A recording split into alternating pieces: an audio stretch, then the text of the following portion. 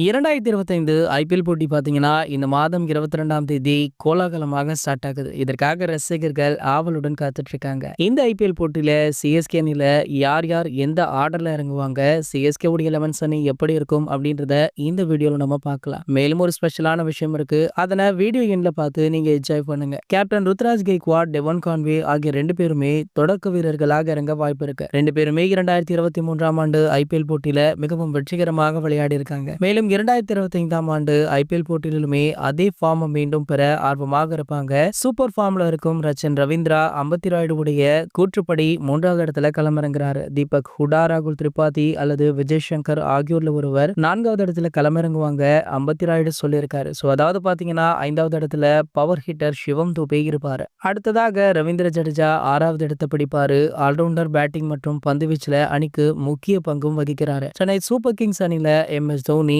7வது இடத்துல களமிறங்குறாரா. சோ கடந்த ஆண்டு அணிக்காக விக்கெட் கீப்பர் பேட்டர் தோனி அவர்கள் முக்கிய பங்குமே வகிச்சிருக்காரு. இந்த ஆண்டு மிகப்பெரிய தாக்கத்தை ஏற்படுத்த ஆர்வமாக இருப்பார். அதன் பிறகு பின்வரிசையில சாம் கரன், ரவிச்சந்திரன் அஸ்வின், அன்ஷுல் கம்போஸ் மற்றும் மதிஷா பத்திரனா ஆகியோர் இறங்க வாய்ப்பு இருக்கு. அதாவது சிஎஸ்கே உடைய 11 அணி இதுவாகத்தான் இருக்கும் அப்படின்னு ஒரு கணிப்பு கணிக்கப்பட்டிருக்கு. ருத்ராஜ் கெய்க்வாட், டெவன் கான்வே, ரச்சின் ரவீந்திரா, தீபக் ஹூடா, ராகுல் திரிபாதி அல்லது விஜய் சங்கர், சிவம் துபே, MS தோனி, ரவிச்சந்திரன் அஸ்வின், சாம் கரன், மதிஷா பத்திரனா, அன்ஷில் காம்போஜ். ஸோ இந்த 11 அணி தான் பார்த்தீங்கன்னா முதல் போட்டியில மோத இருக்காங்க. ஸோ இதனடுத்து பார்த்தீங்கன்னா ஒரு ஸ்பெஷலான விஷயம் இருக்கு அப்படின்னு சொன்னேன் இல்லையா, அது இன்று நடைபெற்ற பயிற்சி ஆட்டத்தில் MS தோனி அவர்கள் அவருடைய பேட்டிங் பயிற்சியாளருடன் ரன்னிங் ரேஸ் போயிருக்காரு. அதில் தோனி அவர்கள் பார்த்தீங்கன்னா எந்த ஒரு சிரமமுமே இல்லாம ரொம்ப கம்ஃபர்டபுளா ரன்னிங் பண்ணியிருக்காரு. கடந்த 2 ஆண்டுகளாகவே தோனி அவர்களுக்கு காலில் ஒரு சில பிரச்சனைகள் இருந்தது. அதை நம்மளால பார்க்க முடிந்தது. இந்த நிலையில அந்த பிரச்சனைகள் அனைத்தையுமே சரி கட்டியிருக்காரு தோனி அவர்கள்.